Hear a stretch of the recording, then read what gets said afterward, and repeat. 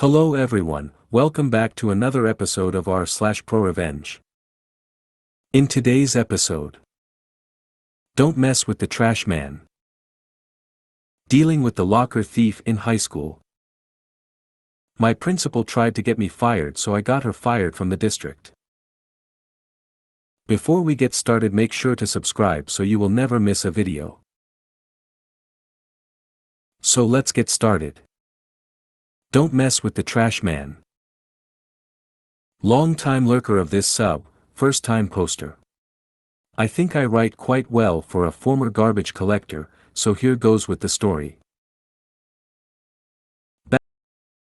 Back in the late 90s, I worked for my brother who owned a small private trash hauling company, so small that I was the only employee and he had just 2 rear-load trash trucks. On this day, we were running together on one of the trucks, him as the driver and me as the helper. We had placed a 4 cubic yard dumpster for a homeowner who was using it for a garage clean-out. After emptying the dumpster once or twice, the homeowner stopped paying his trash removal bill. After repeated attempts to contact the homeowner with no response, we decided it was time to get the dumpster back for use by someone who would pay for the service. When we got to the home, the dumpster was sitting right in front of the garage, with about 30 feet from the street to the garage. Of course, the dumpster was overloaded with all the remaining rubbish from the homeowner's clean-out. My brother backed up to the dumpster, parked the truck, and we jumped out.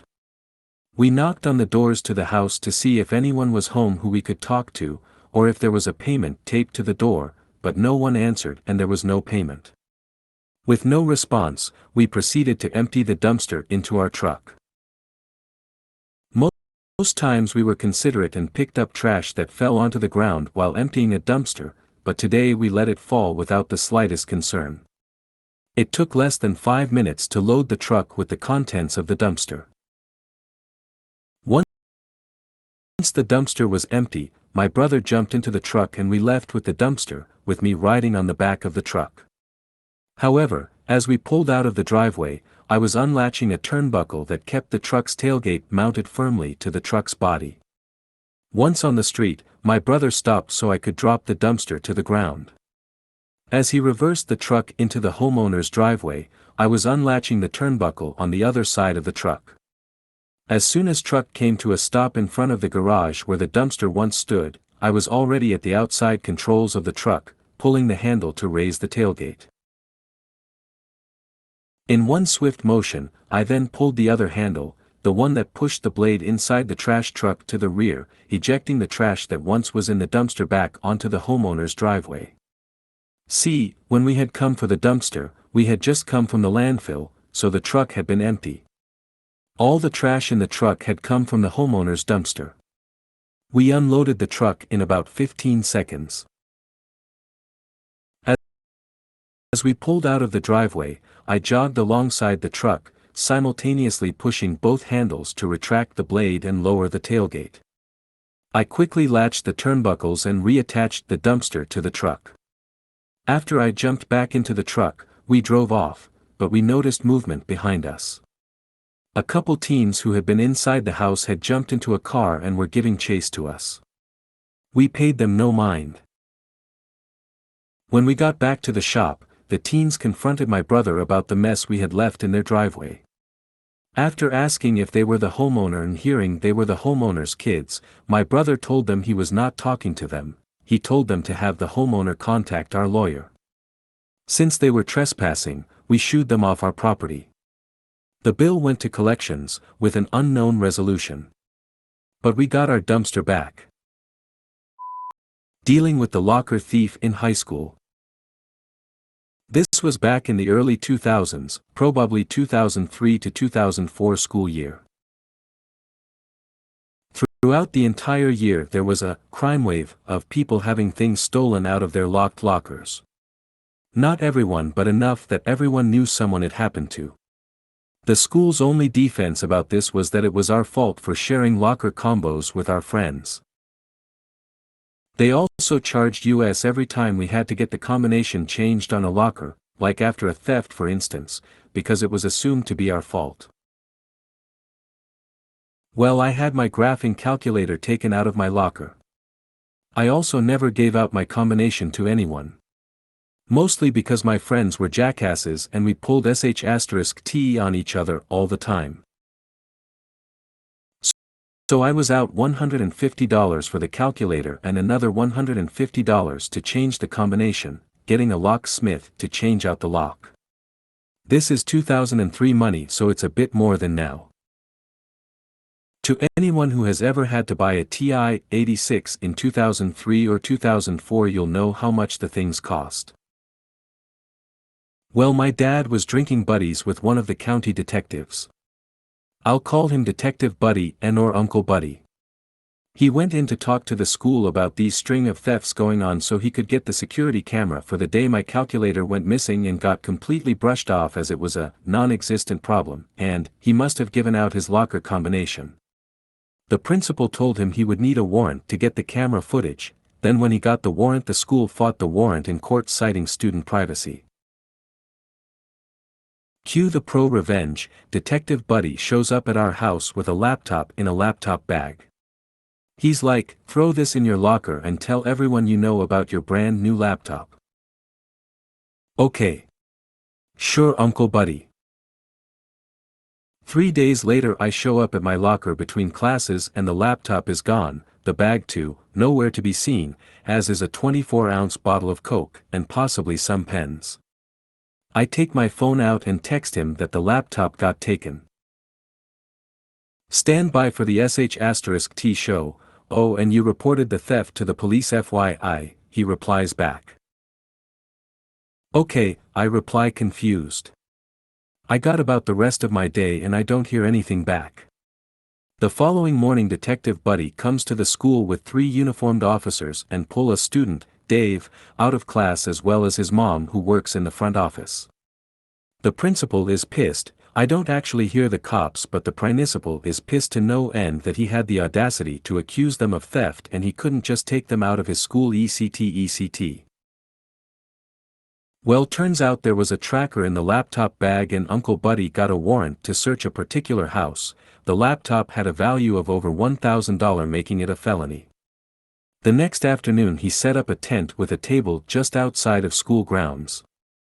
He also had a banner across the top, "If you have had something stolen from your locker, see me." By the next morning, Dave and his mom made the paper. Apparently Dave allegedly used his mom's login information to get onto the school network and get the locker combinations for basically everyone. Then he just opened random lockers looking for valuables to steal, if he didn't get info of a specific locker to steal from. When he set up the stand to get more people reporting thefts, he racked up an astounding number of charges. Each locker counted as a separate misdemeanor unless the stolen object was worth more than $1,000, in which case it was a felony. In less than a week, Uncle Buddy opened and broke an investigation and they charged Dave and his mom with 9 felonies and 35 misdemeanor charges. When I finally got the story from Buddy, he explained what the situation was. He had me stash a brand new laptop that had a GPS tracking unit stuck in it in my locker, then get it stolen deliberately, and then he got a warrant to search the property it had been taken to. Now the fun thing to stress is that the laptop was over $1,000 value, pushing the theft from a misdemeanor into felony level. There was also another 8 felony charges, stuff like jewelry that was stolen from other people's locker and recovered. So any of the locker break-ins that amounted to over $1,000 stolen was a felony charge and less than $1,000 was a misdemeanor charge.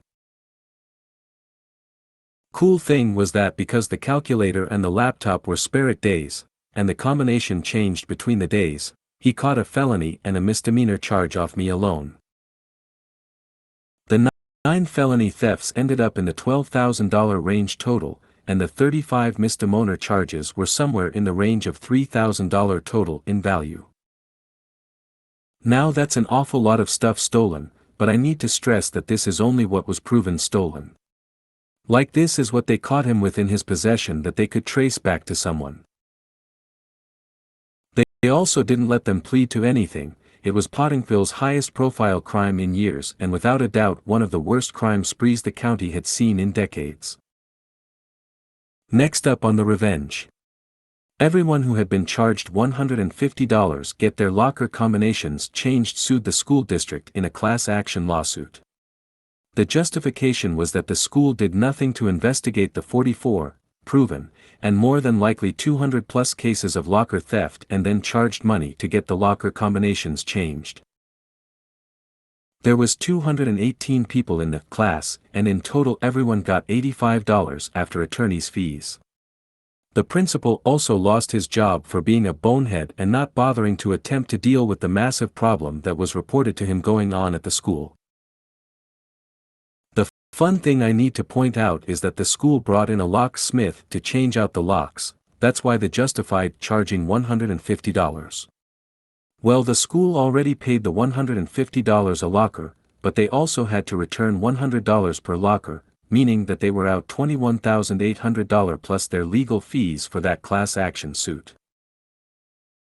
Next comes the criminal trial and the fallout. The prosecutor's deal was 10 years in prison, 5 in juvie and 5 in adult prison, for Dave and 15 for Dave's mom. Well, they refused that deal and it went to trial. Dave got 1 year prison for each felony, the state minimum, and 1 month probation for each misdemeanor. So 9 years plus 35 months of probation. His mom received 18 years of jail and 6 years probation. Having attended much of the best parts of the trial, I will say this. They had Dave on camera entering 20-plus lockers and they had them in possession of stolen goods for every single charge they made against them. The judge was also not amused that there was likely other reported crimes that they got away with because they couldn't prove it or they weren't reported. Dave's mom got it worse. That was a fun sentencing to show up for. But the most important thing is that I got my graphing calculator back. It had my name engraved inside the battery compartment. I still have it as well as a cool story to tell. My principal tried to get me fired, so I got her fired from the district. I was in my mid-20s, fresh out of grad school and ready to start my teaching career. I got a job at a Title I elementary school near my home teaching art. And I was super excited that I could walk to work. However, I was so far into La La Land that I didn't notice any of the warning signs. Warning sign number 1. It was a week before school started and I had called and emailed the school office staff and my principal to ask about getting my keys and badge so I can start seeing what I needed to do to get ready for the school year. No response and no answer from either. So I called the district office and asked when and where I could pick up my keys and badge. 2 days before school starts I get an email from my admin that I should have been more patient and not have contacted the main office about my keys and badge. I finally got everything and was able to get into my room and was horrified with how much I had to get done. Apparently they had used my room as storage, so it was loaded with tables and desks stacked on top on each other, 8 filing cabinets, and well over 100 chairs stacked all around the room. I managed to clean out the space with help from my awesome custodian. Shout out to all custodians who are the secret backbones in helping teachers get ready for the school year. Hurdle number 1 finished. Warning sign number 2. It's now the day of classes starting. And I haven't been informed of what the schedules are. As in, which days I see certain classes and when. So I email my principal, again, asking what the schedule looks like and if there is a digital document that I can print out. I get an email back a few minutes later telling me to stop pressuring and bullying her. I replied, sorry if I was making her feel that way, but it would be nice to know what classes I had and when. This leads to warning sign number 3. It's 8:10 a.m., not 10 minutes after school started, and I finally get my schedule, only to find out that I have 2 classes, at the same time.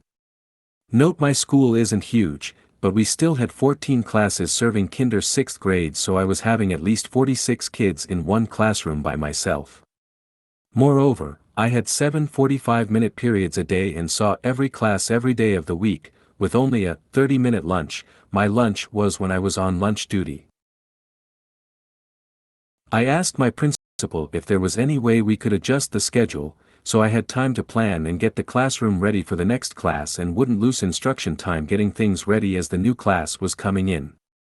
I got yelled at by her with a class waiting outside saying, it was my first year teaching and I didn't know what I needed and needed to just deal with it. Well, I decided not to just deal with it, and I read the teacher's contract for the district. Come to find out, we had a section about classroom size. It stipulated that if you had a class over 30 students you get to have an educational assistant to help you with the class. I brought this up with my principal after a month and a half of struggling and was, you guessed it, denied and told there was no money in the budget and I would have to make do without it or quit. Mind you, I am stubborn and determined to make things work with what little I have. But things were rough. In order to prep and plan everything for the next day, make meaningful grades, keep up with referrals, and keep in contact with families. I was having to be at the school from 6 a.m., when the morning custodian arrived, till 9 p.m., when the night janitor was leaving, on weekdays, and then also use my weekend time to continue to plan and grade. When I came time for my first teacher evaluation, I was dreading it. However, I got all satisfactory mark from my principal. I was shocked. Little did I know this was a plan she had all along. A few more weeks go past and I've had it. I talk with our union about the double classes and say it's not sustainable and a classroom my size can't safely fit more than 30 students, let alone 46 students. And they said they would handle it, and other few weeks go by and nothing. It's not the week of Thanksgiving and conferences are over and I get to not worry about anything for 2 days. So I decided to go to a potluck dinner with some old friends of mine. So here is the best part, and maybe the part that saved my career and even maybe my sanity. I was talking with one of an old acquaintance and his new husband about what teaching job I landed, and how the school year was going. I let it slip that even though my students were amazing and had such creative minds, it's frustrating to me that I don't have the time to give to them, that they deserve, and with 2 classes at once it's hard to get around to everyone in the class in just 45 minutes. I noticed the husband raise his eyebrow, and ask me what school I worked at. So I told him. What harm could it do? Ladies and gentlemen, and everyone in between. Little did I know I was talking with my principal's supervisor. I found out the next Monday when my admin stormed into my room at 8:05 a.m. to scream and yell at me, threatening to fire me, and make sure I never work in education again. I was shocked and confused at the time. However, later that week at our staff meeting we talk about a change in the schedule and how only on class would be in my class at a time for an hour now, and I would only see them twice a week instead of all 5 days. It was magical. The kids were happier, I was calmed, was able to help each individual student if they needed it, and was able to plan enough throughout the day so I could leave at 4 p.m. Sad to say, my happiness didn't last forever. I noticed my principal stalking my room, and coming in non-stop to observe me. It was awkward. I also had a few of my very extroverted students come in quiet and unable to focus and work, but when I asked them if everything was okay they would burst into tears and say, "I don't want you to go." Being confused, my response was always, "Oh student name I Jave, absolutely no intentions of going anywhere, you are all the best students a teacher could ever ask for." Which would cheer them up for a while, but then they would come in next week upset again. It all clicked when the day before we left for Christmas break, my principal came into my room with one of her minions, who was out building union representative, to tell me I was being put on a teacher support plan. This plan was to evaluate whether or not my contact with the district would be up for renewal at the end of the school year. I was shocked, and my union rep just snickered and walked away giggling with our admin. I felt sick and abused, unable to feel any emotion. It wasn't until I got home and read when this plan detailed was I seeing red. I had hit my breaking point. This is when I started to formulate a plan of revenge. Some things to note: our principal liked to come into school whenever they felt like. She would be there anywhere from 7:45 a.m., our actual contract hours, to as late as 9:30 a.m. She once showed up at noon without telling anyone. I also knew that she had kept renewing a certain after-school care contractor that wasn't free to families, but they got money from district to offer it for free. I also knew that this person running an after-school care was dating and living with our principal. So during winter break my acquaintance and his husband called and asked if they are free to get drinks over the holidays. I love a good cocktail and I needed some hard liquor. When we met up I wanted to talk about anything other than school stuff. I just wanted to keep my mind off of school drama. But the new husband brought up if things were better after he had talked about the double classes. That was when I found out that he was her boss. I asked, "What do you mean you talked to my principal? How do you know her?" New husband: "Oh, you didn't know? I'm the supervising administrator for that cohort of schools." My jaw dropped, and I started to hyperventilate. The husband was startled and asked what was wrong. So I told him everything. How she yelled and threatened to get me fired, how she put me on this support plan, and how she just kept observing my class without notifying me. His face went from a concerned look, to surprised Pikachu face, to red with anger. He told me, "I really always had a bad vibe from her, and always wondered why there were always so many new teachers at that school every year. What else can you tell me about what's going on?" I hesitated to tell him everything, but my acquaintance told me not to worry, he has seen this look before, and that we were on my side. So I told him everything I knew. They both just sat there awestruck, unable to speak about what they were hearing. Anyway, after break is over, I am dreading coming back into my class, but I don't want to miss seeing my students. So I push on. I am walking in the hall to my mailbox and I see a few of my students that had cried and told me they didn't want me to leave. They ran up and gave me the biggest longest hug ever, saying, "You're here. You're here." Me, of course I'm here, I wouldn't leave the best students ever. Now would I? Students: "But principal said you were going to leave us because you didn't want to be here, and we should give you trouble before you left."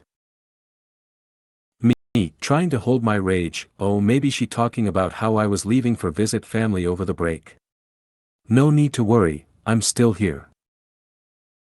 Yes, y'all, this wretched woman tried to purposely make kids misbehave in my class to write me up for not having good rapport with my students.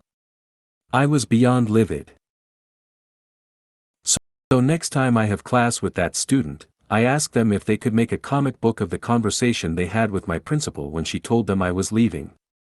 And make an ending he wanted. Phase 1 started. Phase 2, I contacted my boss's boss and told him per my contract, I wanted another admin to accompany my principal's teacher support observations. And I wanted it to be him. He said absolutely. But not to tell my principal just yet.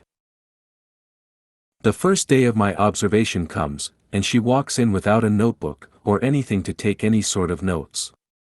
Looking proud of herself like she is about to get away with firing me. She is shocked and confused when boss walks in with a laptop and sits next to her and starts typing notes about how I'm doing.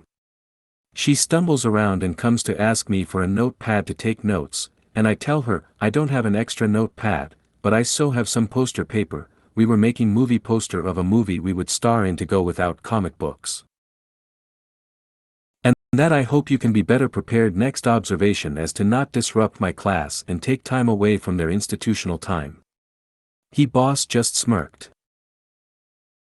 Phase 3, I was now calling my new best friend, her boss's boss, whenever she was late getting to school, and he would do a random stop by if he was close. So he was able to document that she was not showing up to work on time and not submitted the paperwork to have it be taken out of her leave minutes. Overall we get he at least 2 times a week for a solid month. I think he even asked someone from HR to come to our school to see for herself at 9 a.m. and she still wasn't even there. Now time for phase 4, which was my favorite one. Getting the parents on board. I first started talking to parents that seemed to always be late picking up their students. I would chat about it and they said it was hard to get there on time and they often had to leave early. And when I told them about our aftercare they would tell me that it costed too much for them. However, I would inform them that since we are a Title I school, that after-school care was free and paid for by the district, and gave her a nifty flyer I made up with the website to fill out the forms and which ones to fill out. This made word spread around to parents paying the contractors directly that it was supposed to be free. And boy was that a fun PTA meeting to go to. I also made sure the principal knew it was me that informed the parents about that free after-school care program. After this there were countless investigations at our school. With head administration from the central office stopping by our school, auditors, and our union finally got involved and tried to play the heroes/victims of this incident. The outcome. The second half of the year was very chill. My new best friend made sure that my teacher support plan was taken off my teaching record, and my principal was not allowed to do my second term evaluations, nor was she allowed to do any informal observations. The after-school care contractor was fired and taken over by one recommended by the district, and my students were making amazing strides in their posters and comics. At the end of the year when we were getting our assignments, jobs, for next year, my principal made one last attempt to get me to leave and told me our budget doesn't have the funds for an art teacher next year and that I might want to see employment elsewhere. I laughed in her face and said, "Nice try, my position is paid for by a state bond and isn't affected by your budget from the district. If there isn't anything else, I'll be leaving now," and walked out. I could hear her slam her desk and swear up a storm as I closed the door. At the end of the year I had my one student share his comic book about how the principal told him to give me trouble in class at our school's talent show, leaving the already pissed off parents more pissed that an adult would tell a child to act in such a way. I even think she had a shoe thrown at her when she ran on stage to stop him from finishing his comic. To the surprise of no one, the last day of school she announced on the intercoms after students had left that she would be resigning from our school to move to a different position where she was needed, and that she would miss almost all of us. I came to find out after stalking her on LinkedIn 2 years later that she had to get a job out of the district an hour drive away to get another admin job, but only stayed for a year, and then had to step down to teaching English at a different school in another district the next year. And for those of you wondering how my student's comic book ended, well, the art hero rallied the students against the anger principal to make her see the errors of her ways, but the angry principal could not become happy, so she left and the power of happiness filled the school once again. If you made it to the end of the video, thanks for watching. Don't forget to like, subscribe and share, and we will see you in the next video.